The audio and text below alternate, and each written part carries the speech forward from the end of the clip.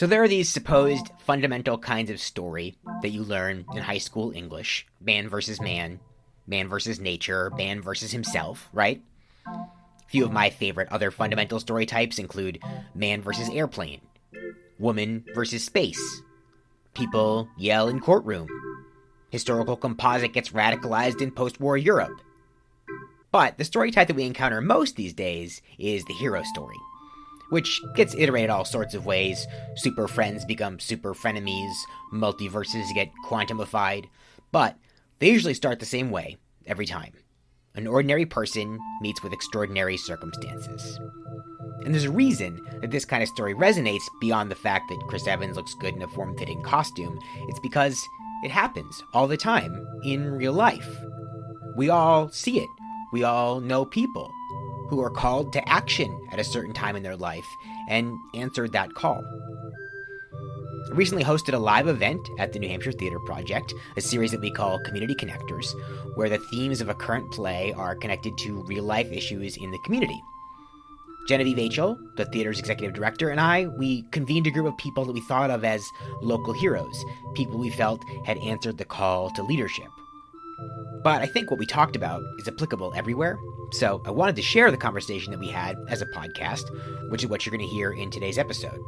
You can also watch it if you prefer. I'll put a link to the YouTube version in the show notes. I'm very excited to talk to all of you today, and I wanted to give each of you the time to introduce yourselves, with more than just name and title. So what I would love to know is who you are and why you are here tonight. What was the organization or effort or thing that is the reason that you're sitting in these chairs. So we can start with Carrie. All right, thank you, Zach. My name is Carrie Norton, and I am the Executive Director of Hope on Haven Hill. I'm also a co-founder of Hope on Haven Hill. And Hope on Haven Hill's mission is to promote recovery and the health and well-being of pregnant and parenting women with substance use disorders in their children. And we do that by providing a variety of services and access to treatment. And before Hope on Haven Hill, I was a nurse. I was a labor and delivery, maternal child health nurse, maternity nurse, pediatric nurse. I always was taking care of women and children. And I had the wonderful experience of doing that.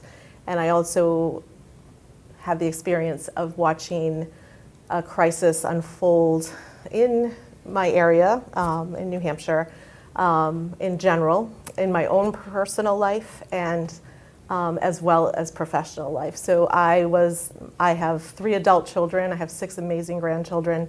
I have 2 sons, thank goodness, in recovery, and their personal stories really were, it was so hard and difficult, but I watched treatment work, recovery was possible, and their lives were just amazing after that. And it was so hard to get. And I realized that a whole lot of women that I was taking care of didn't have the same opportunities or people to help them get that. And so Hope on Haven Hill was founded because of that. I was having prenatal women come in, and it's specifically a young woman come in. Her name was Abby, and she was just, it just continued to happen that, a woman was terribly suffering with addiction, and there was one place in New Hampshire that had this level of treatment that they needed, and they would get on wait lists, and the time that it took, they usually did not get in before they had their babies, sometimes their second babies, or before they died. And it just, her specific story was really impactful for me after I had watched firsthand how hard it was for me in a medical profession with really great resources to get my own children help. And so that's how Hope on Haven Hill was founded. Her story, it just hit me so hard. She came in with her first pregnancy, first baby, and she was homeless and wanted help, and I got her on the wait list. And by the time she was 8 months pregnant in June of 2015, she was still on the wait list, and she was dying. And it took a team of everybody in a hospital to stabilize her and to call and beg to get her into this one place. And it was just enough was enough. And so I think that it was sort of a I don't even know how to describe it, except it was a mind-blowing time where I just thought that this is just so crazy that we expect anybody, but we expect especially women to ask for help with no help. And I just thought that, like, this is so crazy. Like, everybody was like, and they still do, they villainize, like, how could a woman do this to her baby? How can she do this to herself? And why isn't she getting help when there's no help? And so that was how that's how we started. We had a group of people got together, and I said, I want to do this. And we just, thank God, in naiveness almost, we just went forward and said, we're going to do this no matter what. And now we've been open for 6.5 years. We've helped over 700 women. We've had over 300 healthy babies. We provide a continuum of care. We opened with one residential program. We quickly opened outpatient programming. We opened a recovery house. We now have regular low-income housing for folks that are at that next level.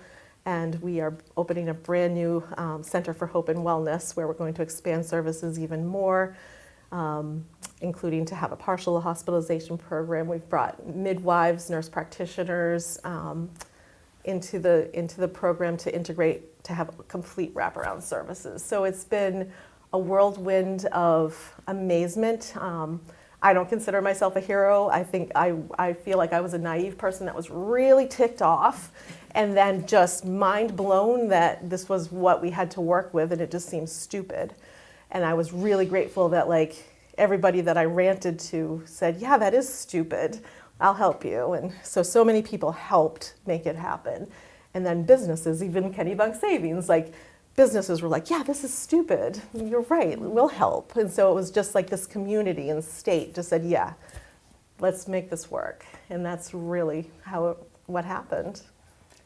Well, I think that, first of all, Whirlwind is right. We were just talking about how long has it been that Hope on Haven Hill has been around, and it's like, I know it's always less time than I think, because when I think about all the things that have happened, I can't imagine fitting it into those 7 years. Yeah. But I also think that you mentioned this idea of being, like, naive but ticked off, and I think that might be like a recurring archetype tonight.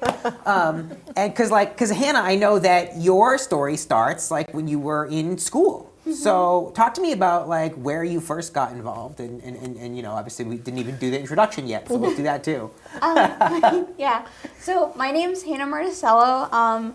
I'm here tonight because of my work with Dover Youth, which is a drug prevention program, primarily focusing on youth advocacy. So all of the members of our program are between 6th grade to 12th grade, and we do a lot of community outreach projects, community awareness projects, policy change, media initiatives, you name it, we do it. And the reason I guess I'm here tonight is mostly for my work with Tobacco 21 legislation. I've been working with Dover Youth since I was in 6th grade, doing a bunch of different stuff, and I got really involved with policy change work when I was in 7th grade. Just for frame of reference, I'm 21 now, so it hasn't been that long, but it feels like forever. So I was doing a lot of different testifying with my other peers. We would go up. I remember the first thing I went to spoke about was there was a policy being put forth to allow alcohol advertisements on billboards, and we went and we spoke against that. And so I realized that it was a lot of fun, and I got to have a huge impact in my community, even though I was 12 years old. So that was the niche I really followed into, and I continued with a lot of policy change work, both non-legislative and legislative. And I got the opportunity to go and work nationally with the Campaign for Tobacco-Free Kids. as their like Eastern Regional Youth Advocate of the Year, which was a huge honor. And from there, I met a lot of really cool other youth advocates from across the country. And I remember one of them, I think he was from Nevada, and he was on the phone at the conference, and he was so excited because his city had just passed a Tobacco 21 ordinance. And I just remember thinking, well, I can do that. And so I remember as soon as I came home, I was talking with our advisors, and I just said, I'm going to pass a Tobacco 21 ordinance. And they just said, okay, yeah, we can do that. And so I really dove in. It was something I was really passionate about. I was working with it for the state level. I was working at it on a local level. I was meeting with all sorts of people to garner support. New Hampshire Heart and Lung Association, New Hampshire American Heart Institution, or whatever it's called. This was a long time ago. But yeah, and I remember, testifying in front of the city council.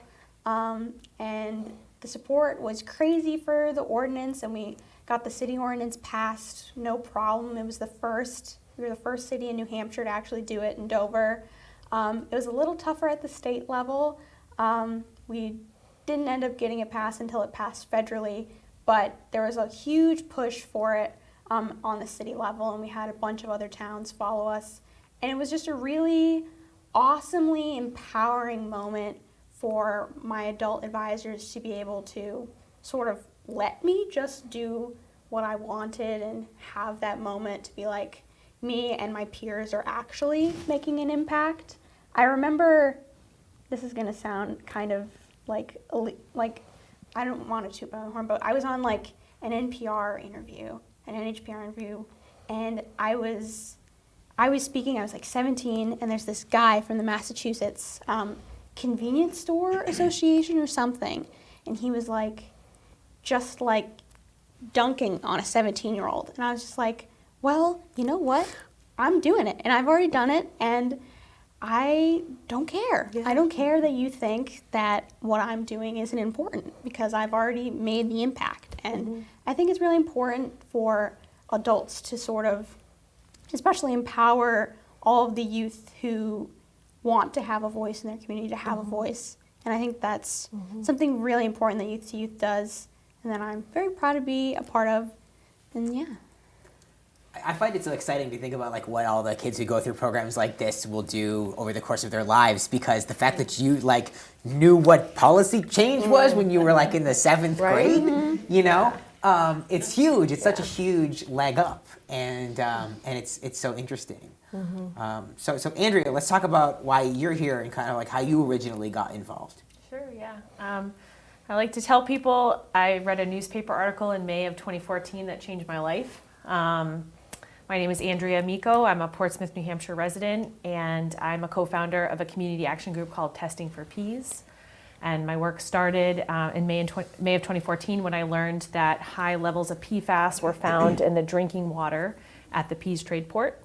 And the reason why that caught my eye was because my husband was working for a company at Peas, and my 2 young children were attending a daycare center right next door to his work. And so to think that water contamination, that they were drinking water every day at this site, and there was high levels of these chemicals found that I couldn't even pronounce, had never heard of, didn't know what they were, but I just knew inside that wasn't a good thing, and it was something I should look into more. And so I had no experience whatsoever in, environmental issues, or I'm an occupational therapist by training. I work in healthcare. But I started doing my research and quickly learned that these chemicals were not good. They bioaccumulate in the body. They're associated with multiple adverse health effects like different types of cancer, thyroid issues, developmental delays. And of course that worried me, knowing that my husband drank this water, my 2 young kids at like critical stages in their development drank heavily contaminated water. And so I quickly organized myself and 2 other moms from the daycare, and we co-founded Testing for Peas in 2014, 2015. And initially we were just really pushing for blood testing. We knew that you could do a blood test to detect these chemicals in your blood, and we just wanted to know, like, how high are these levels in our body? And we got a lot of pushback from the state health department. They were just like, well, this blood test really isn't going to tell you anything. It'll tell you what the levels are, but we don't know if they'll cause health effects. And I was really struck by, the unknown was like enough of a reason to do nothing, like our government was just like, we don't know, so Right. we're just, no, it's fine.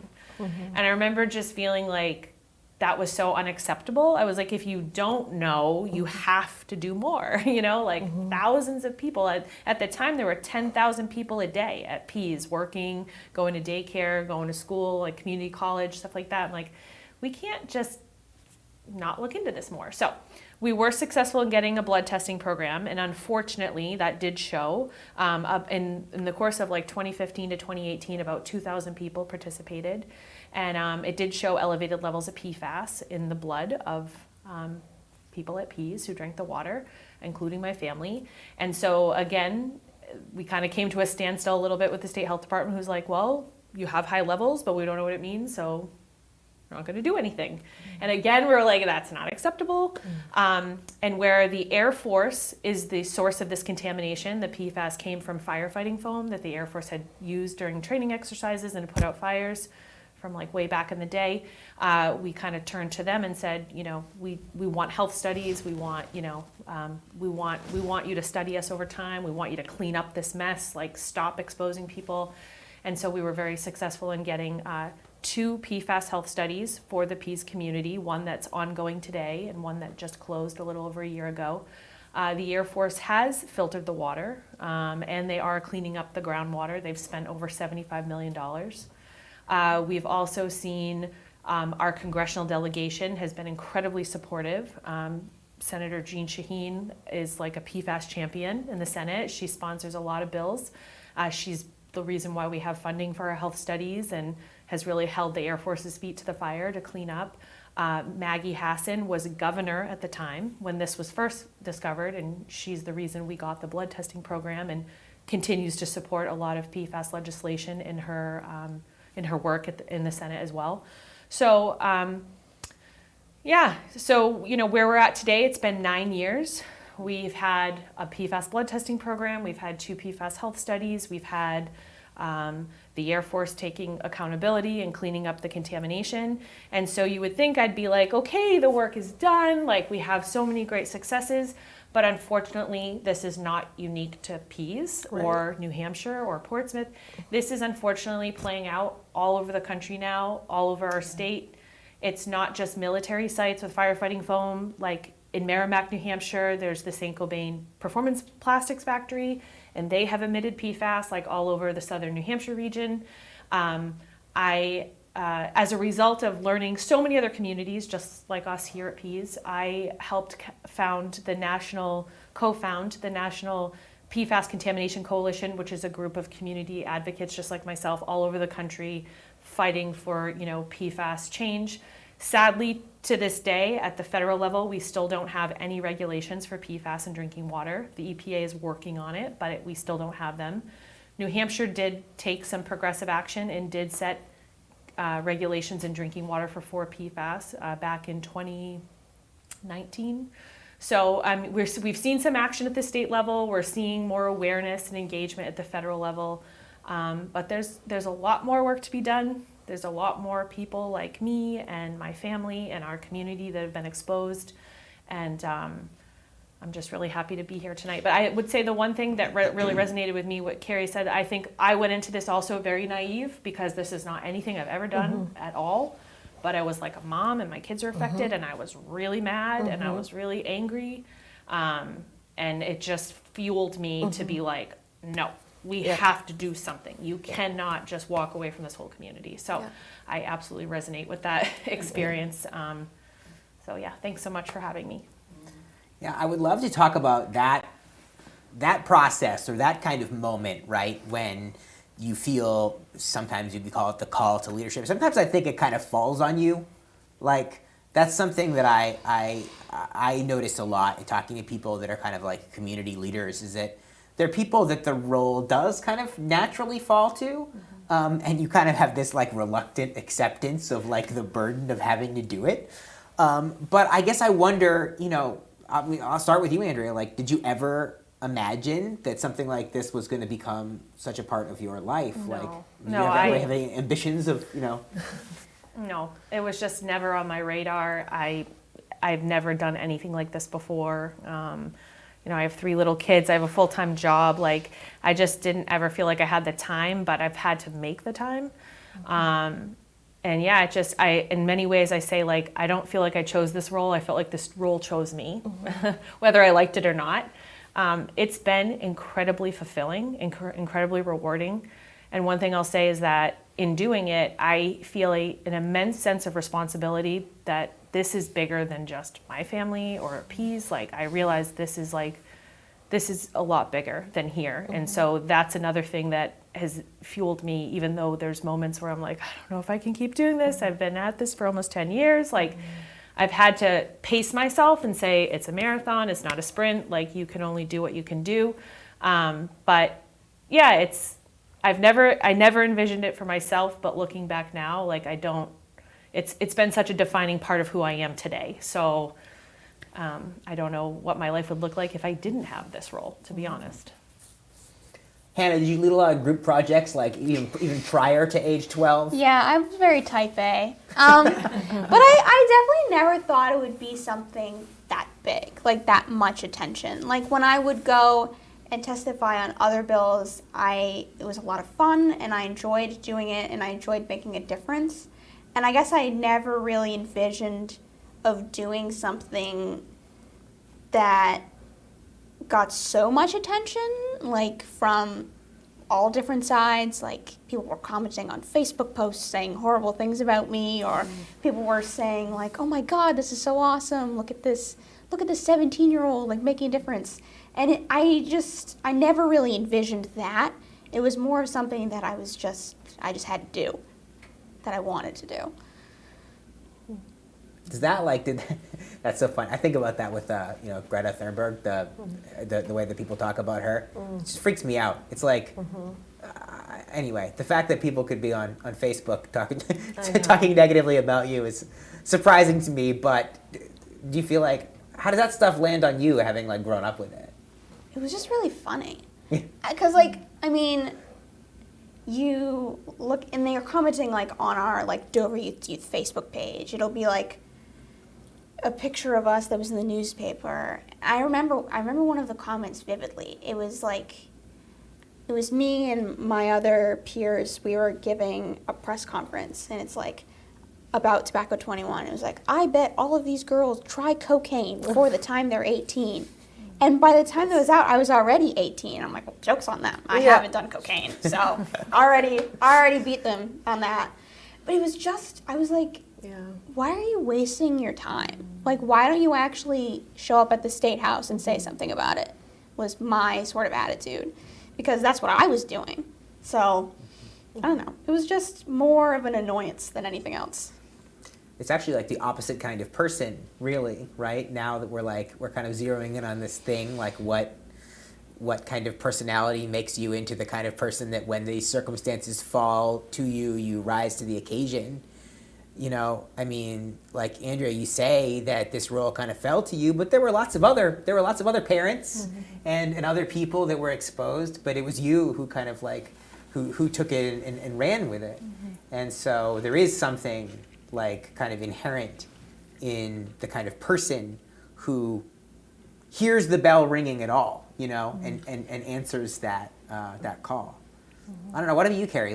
What was it like for you? Did you ever imagine, when you were working as a nurse, No, I did not imagine it, and it was not a plan. I loved being a nurse, and I was at a point in my career that I was working Monday through Friday. And I was starting to have, I was getting some grandkids, and it was a nice work balance, and I did not have anything other than just really enjoying being a nurse and a Mimi. And it was definitely just a mind blown thing of this is crazy, this can't happen like this. That's the only reason, because even to do it, we had to fundraise a significant amount of money, even in 9 months, to even start to do to fix the house to do it. And growing up, raising my kids, when my kids, if they played hockey and cheerleading, I bought the booster tickets. Like I wouldn't even ask anybody to buy a raffle ticket for my. I was like, we're not doing that. I'm just going to work a couple extra shifts because I'm not asking anybody to buy this hockey booster ticket. I'm like, so like it was a completely out of my comfort zone, everything. And but when I look back now, I think it was helpful in a way because I remember like I didn't know the scope of how much had to be done, and a lot of people said, I don't think this can be done. And I definitely had in my head sort of like, don't tell me something can't be done because we'll do it. But I think thinking about how when I look back, the ability to do all of the things was, if we had known what, like, how much we might, like, I would still do it. But, like, would we have? I don't know if we would. Like, it was a lot at first. And just being able to plug away to be like, no, this has to happen. If we had known, like, and then that happens, and then there's still all of these other barriers that you then need to address. And, I'm glad that we didn't know all of the things. Well, I wonder though if you could go back in time now and Yeah. like pluck right before Hope on Haven Hill Carey into the future and drop her down in front of the nearly completed Center for Hope and Wellness. Yeah. If you were able to see that then, if you'd be able to go back and understand as hard as it was going to be worth it. Well, I know that it's worth it every day because literally every day I walk in, I can have the worst day ever, and I can walk in and watch, women and their children together that would never have had that opportunity. And, like we have super cute babies, and that I like babies. That's always been my thing. And so, like, that doesn't hurt either. But, like, it's always worth it because no matter how hard it is, like, it's so worth it when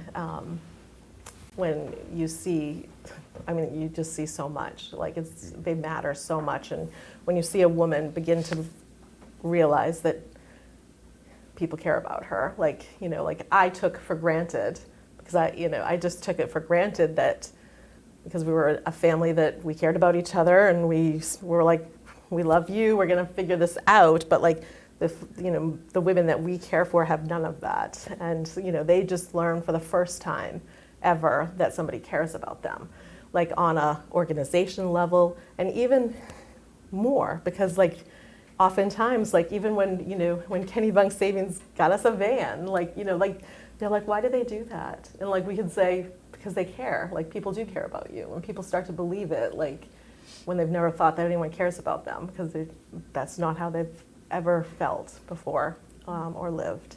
So it's really amazing to watch women like begin to believe that they are worth it, that the community believes it, we believe it, the state believes it, and it's a little bit magical for me to see that happen. So I love hearing you talk about it, and I do want to focus a lot on some of these success stories. But before we do, I want to talk a little bit more about what's frustrating and about what was the hardest thing. So Andrea, what is if you could pinpoint the most frustrating aspect of all of this, maybe beyond just the fact that this contamination exists in the first place, or maybe that is the answer. What is it about? What's been the hardest thing? Yeah, I think it's been really hard to know that. So PFAS chemicals are called forever chemicals. They don't break down, and they've been manufactured since the 1940s. And the chemical companies who made them knew the harms. They did health studies internally on their own workers. And they just continue to make these chemicals, profit off of them. And they are now in so many of our products. Like, you can't avoid PFAS anymore, unfortunately. At Pease they were in firefighting foam, and they're in our water, but they're in our cosmetics, our carpets, our furniture, they're in food packaging, they're everywhere. So the more knowledgeable I've become, it's like, how did we as a society, how did our government allow this problem to get so big, And so I think that's my biggest frustration source, and that even now, what we know and what we've known for a long time, we still don't have federal regulations. PFAS companies are still making PFAS. There's over 12,000 PFAS on the market. Like, how do we let this happen? You know, and these chemicals will be around forever. Like it's not just going to affect this generation or a few generations and go away. Like, they're in our water supply, they're in our food sources, they're in fish, shellfish, deer, they're in our plants, they're in our everyday products, and they're in our bodies, and they cause health effects, and this will affect generations. So I think the biggest frustration for me is like, how did we let this get so bad? And now that we know how bad it is, like, why are we not taking more aggressive action? So Hannah, when you were able to sort of like, with, as you sort of describe it, relatively quickly get a Tobacco 21 law passed in Dover, how did it feel then to kind of bump up against the state of New Hampshire and then have it, not go so well? It was really discouraging. I think one of the most frustrating things, as opposed to like a city level versus state level, is the different sort of conversations you have to have with the legislators, because when you're at a local level, especially in Dover Lake or small towns in New Hampshire, everybody knows everybody. So there's no need to appeal to certain egos. There's no need to beat around the bush with things. Just be like, this is what our community wants, what our community needs. And everybody's mostly on the same page about that. Whereas one thing that frustrated the heck out of me when I was younger, whenever I would go to the State House, I would always have to talk about money. Every time I had to talk about any sort of substance issue, it was always about money. How we would save money if we did this, how we would, change the way the money was going, how it wouldn't impact the taxes. And I was just like, this is crazy that the way that I'm trying to get them to do something is by appealing to how much money the state's going to make, as opposed to the health of the people in the state. And that was really frustrating. And there was a lot of pushback from other organizations that had said that they would help in the past. That was really discouraging, because there was a lot of talk about the language of the bill, and New Hampshire has really comprehensive substance bills. So the tobacco law is very comprehensive in that it's about purchase, use, and possession, and so it's very tightly wound, as opposed to having a more looser sale law, which is what other people wanted me to do. And they said, well, if you don't do it that way, we won't support the bill at all. And that was really frustrating, especially because I didn't want to loosen any of the laws that we had, and I just wanted the law passed. And I couldn't see how having it not go your way was, worth not having it at all. And that was really frustrating to have people that had said that they would support me not. Obviously not Dover Youth. They were just as mad as I was when we had that conversation. But yeah, it was just a really weird bureaucratic awakening, I guess. What about you, Carrie? Would the bureaucratic awakenings be rank on your list of the frustrations of running an organization like Hope on Haven Hill? Well, I know what she's talking about, because that is what you have to do, and it is frustrating. I think for me the most frustrating thing was, as a nurse, that I watched every other medical disorder and disease and condition treated appropriately, treated with evidence-based care, and treated exactly the way that it's supposed to be treated. And then I watch substance use and mental health have all of the appropriate evidence-based, this is what you should do, and nobody holds it to a standard of that's what should happen. So even though we know that we should do this, this, and this, nobody and so that really frustrates me. It's still true, and it still frustrates me. I think that it's discrimination. I don't, it's obviously stigma, but I think it's more than just stigma. I think it's discrimination of people with substance use disorders and mental health disorders, and that really frustrates me.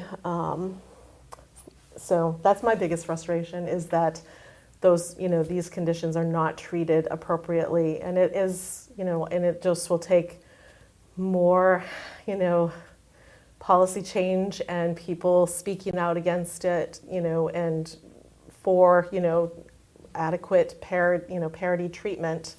But it's just, that's what frustrates me the most, especially because everybody deserves to have all of that, any health care in that way. And I watch the most disadvantaged women, like it would be really easy, they get denied care all of the time. And if anybody heard a tiny piece of why they even have a substance use disorder, they would be they would understand, and it shouldn't even have to be that. It shouldn't have to be that. And it's just that's the biggest frustration for me, is the stigma and discrimination about being able to get care, adequate care, and also the stigma and discrimination of the women that we care for, that, even in the world of people that are, with substance use disorders, other people in active addiction look at women who are pregnant as the worst. And I just watch them they just are suffering so badly. They just want help. And it's people don't realize, you look at the bad behaviors because it affects us, everybody. And it's again, we expect people to be open and honest, and there's consequences to that as well, so they ask for help, and they're going to have the Division of Child and Services all over them, and it's true, so it's true. So we expect a lot of people, but that's my biggest frustration, is that it's not treated like the disease that any other disease is treated like, and it is progressive and fatal. And everybody is devastated. It devastates communities and families and states. And I think we've really moved forward. We've done a lot of great work, opening options. But again, it's, we're still at a place where we're losing 400 plus people a year, and it is the number one maternal health complication. It's the number one reason that pregnant and postpartum women are dying, and that's just not okay. So I wonder if each of you could kind of locate for me a moment in each of your journeys that you kind of draw on as this is the thing, this is why it's worth it, this is the thing, this gets to what is gratifying about all of this. I don't know if anybody's got something. I mean, I have it every day, See, so I get it every day, so I'll jump in. But that's the cool thing, is it's super grueling, hard work, and I watch. So the heroes are the women that I take care of. So they are the heroes. They are the women that are brave and have been homeless and abused and trafficked and all of the things. And they come in and they do the hardest work ever. And I watch them do such hard work. And then they have all eyes on them from everybody in the world, like us and DCYF and everything. And they become I'm picky. I'm a grandmother now. So I'm a grandmother that but they are the best mothers I've ever seen. And I watch moms work so hard to be amazing mothers, and they are. And so I see it every single day. I watch mothers fight to get their kiddos back. And it's just amazing to me. This sausage cart, what do you call it? I don't even know what it's called. It's where you can go and buy, it's like at the fairs, a food truck. It's a food truck in our local area. Decided in September to do a fundraiser for us, and had a sign for Hope on Haven Hill. And at the end, they had collected a lot of money because it was all the tips. And I went, and he said, I got to tell you, he was I was happy to do it. And he's but I could tell you a story. And he said, one day it was kind of windy, and this couple pulled into Home Depot. That's where the truck is. And he said they got out with their two little kids. They went into Home Depot and came out and ordered. And they were ordering, and I saw that they were whispering to each other. And I told them that they could go, it would be about 5 minutes to go into their van. and then come back. And he said, and when they came back, they had put money in, and she said, I wasn't going to say anything, but I wanted to tell you that I'm giving, and I want to tell you that I have graduated from this program, and my life is just so amazing, and I have these children. And I don't know, like, there's 10 women that could be. But like, he said to me, he's like, I never would have known. She pulled in like with her partner and these beautiful children, dressed beautiful. And I said, yeah, they are beautiful people. And, but I thought to myself, I was like, there's 10 people that could be. I don't know who that could be. And that's amazing to me. Like, I'm like, I've got people out there, like a lot of people stay connected with us. They don't all stay connected with us. And there's a bunch of people out there thriving. I don't even know about it. And it's amazing to me. And that makes it worth it. And that she was brave to even say, like, I graduated from this program. Thank you so much for helping these people, because I was one of those people, you know. So, anyways.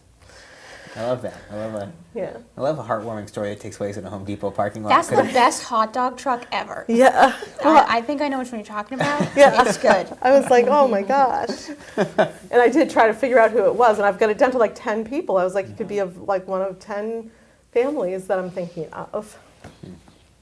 What about you, Hannah? Like, what's for you? What was the part where that was like the most gratifying, or even just like interesting about it all? I think most of it was being able to show the younger students in my my group how much they could do. Because I remember there was this younger girl named Elsa. She came up to me after the whole thing. She's like, Hannah, I want to do what you do. And that was the best moment of my life. To be like, have this person I could mentor and like guide through the process, and just to know that this legacy was going to continue and that people in the program were still passionate about it and would take it and run with it. That was the most gratifying moment for me.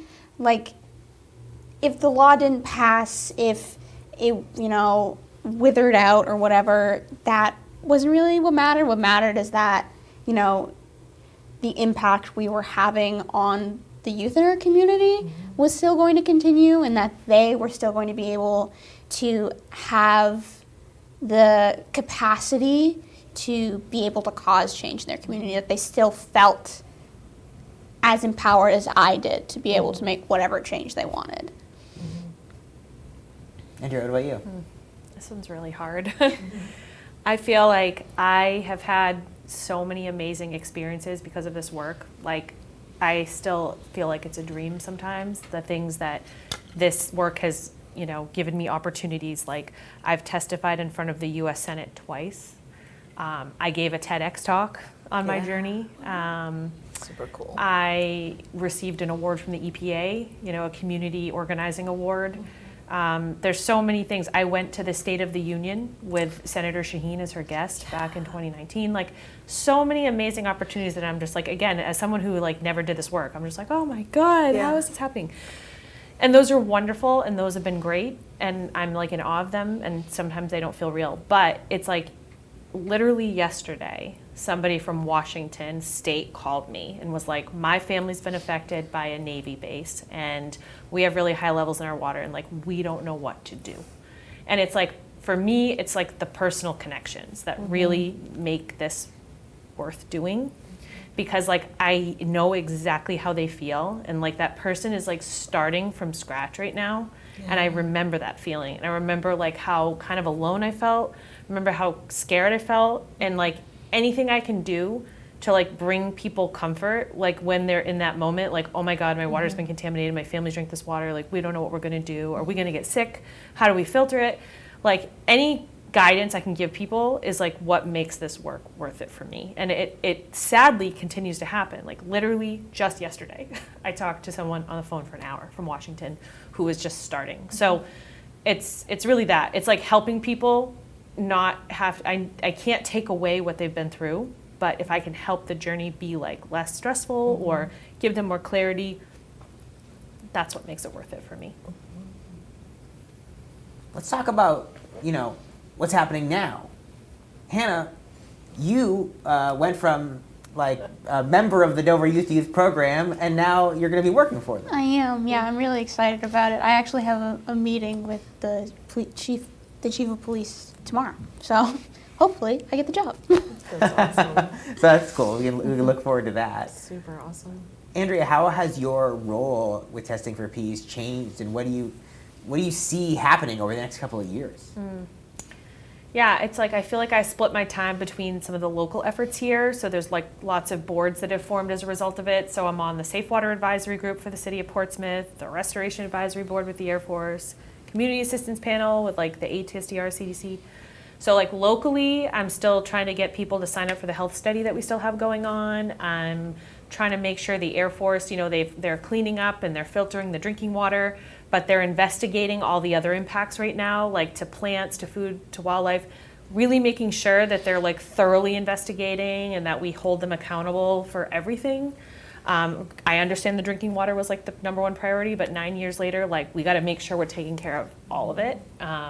So kind of focusing on those efforts locally, and then at the national level, really just pushing for regulations, to stop making PFAS, regulate them in water, like hold polluters accountable, and working closely with our congressional delegation. We were really lucky in the infrastructure bill.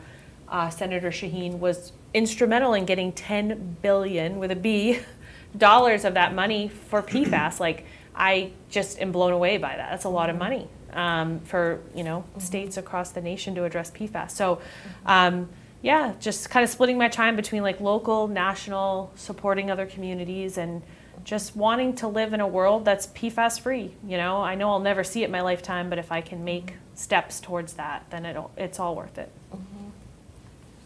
Carrie, the scope of work of Hope on Haven Hill has, as we've heard, like expanded pretty rapidly in the time since it started.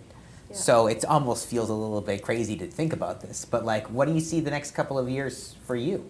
Yeah, I mean, with the opening of the new center, the excitement is that we are going to be able to have a place that's a hub where pregnant and parenting women with substance use disorder will be able to really get all of their needs met, all of their medical needs. We have a child care center. We provide child care in all of our programs, but in the center, it will be, and you saw, an appropriate size child care, that's going to be run with Early Head Start. So like all, the expansion of programs is what I'm most excited about. Even right down to, we have a life skills and having a thrift store there that we're able to, we're going to do some contingency management. We already, we'll be able to, we provide diapers and wipes and different things, and but to be able to start to like have it be an incentive for folks even that are in a contemplating like, do I need treatment? Do I want to do treatment?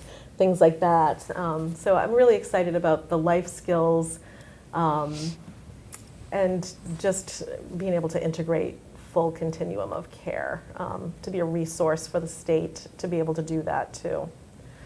So. Cool. Well, I can ask you guys questions for like hours and hours, but I do want to open it up to the room too before we run out of time. If anybody has a question that they would like to ask anybody on the panel. I don't have a question, but I am so impressed with you women. I am brought to tears by your energy. And I have to say that sometimes with women, it's anger that gets us places. Mm-hmm. And it's sorry to say, because Yeah. then you're criticized for Mhm. that Yeah. anger. But let that push you along, let that motivate you. So Yeah. I'm glad I'm here. Equally impressed. What about federal support and federal funding?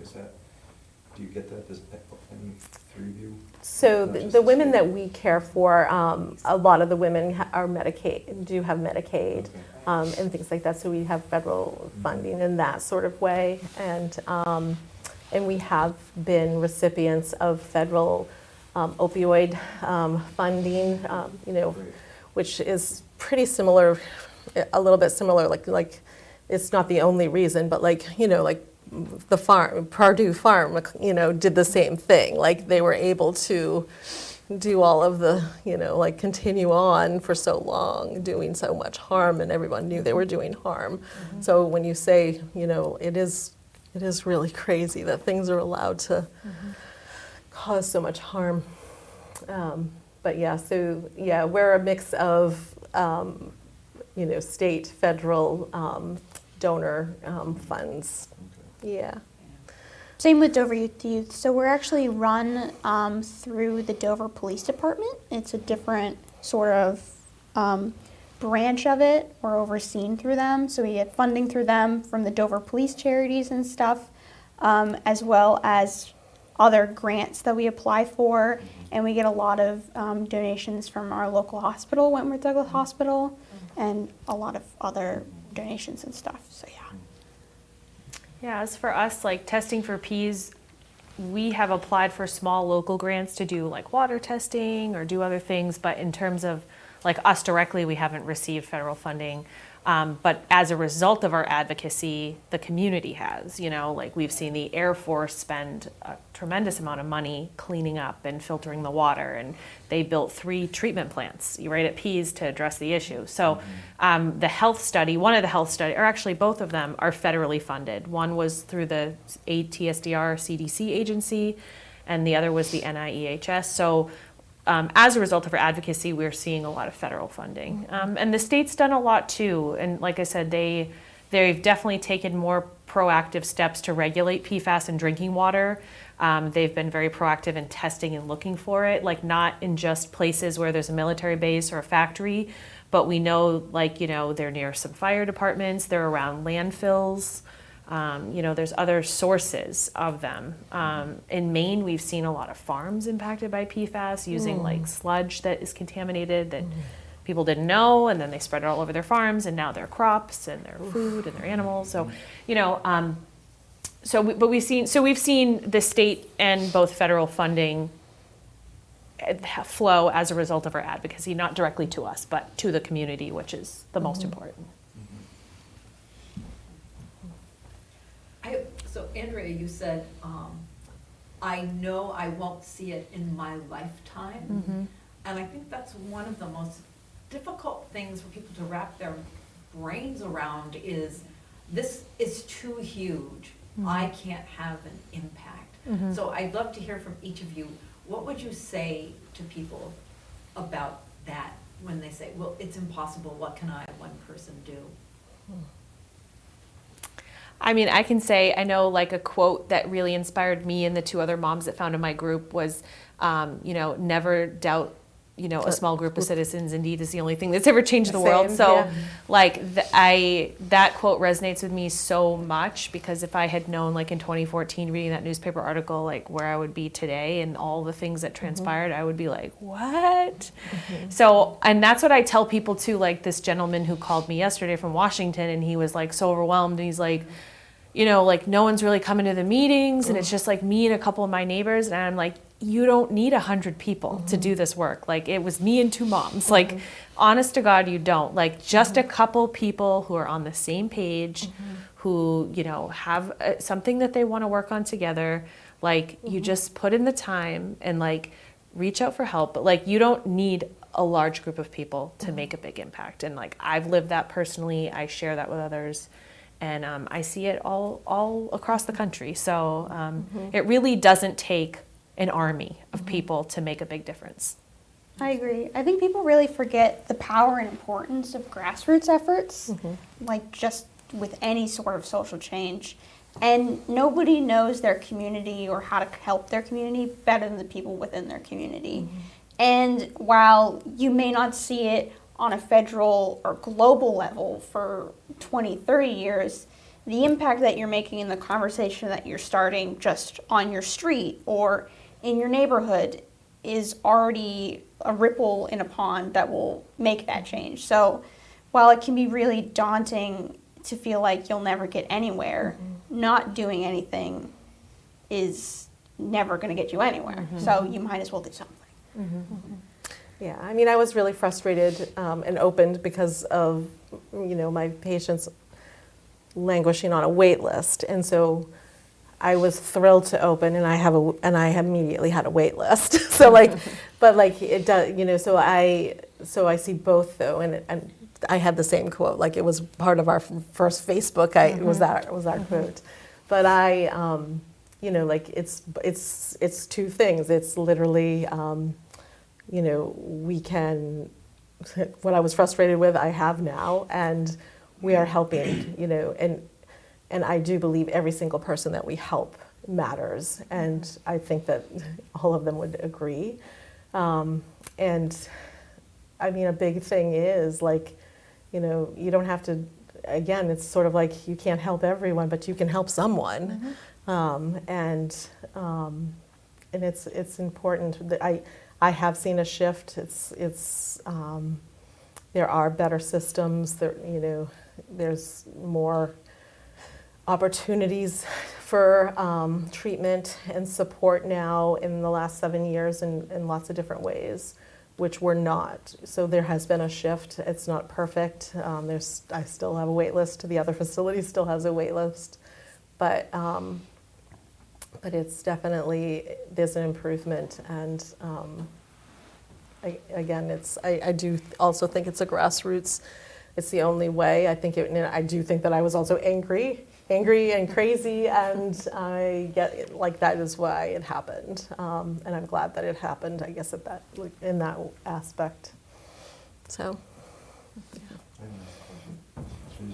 Do any of you have now political ambitions as a result of your work? No. No? No, I get asked that a lot. I don't know,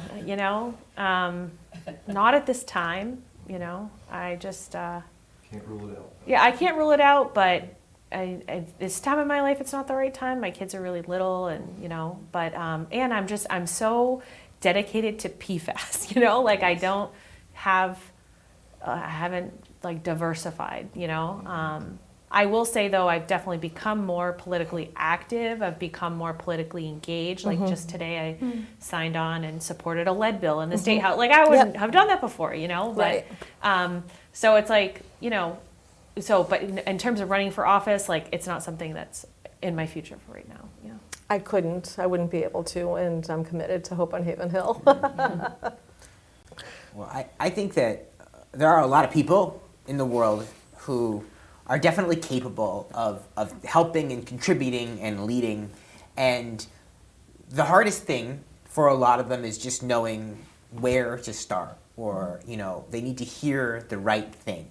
And when I think back about the conversation that we've had over the course of the last hour, I think of there's so many footholds that I think you were able to put out there, that when people watch this, when people listen to it, when people hear about it from others, I think there's so much that can resonate, and I like to think that that'll make a difference too.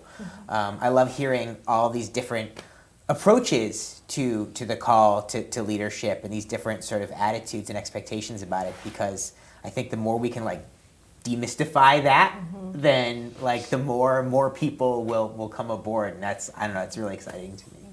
But so yeah, that's our time. I wanted to just say thank you so much for the three of you coming and talking tonight. This was awesome. Thank you. And I feel like I learned a lot, and I'm re-energized, as I always am after these conversations. Thank you for Thank you. having us. Yeah. Thank you. Yeah.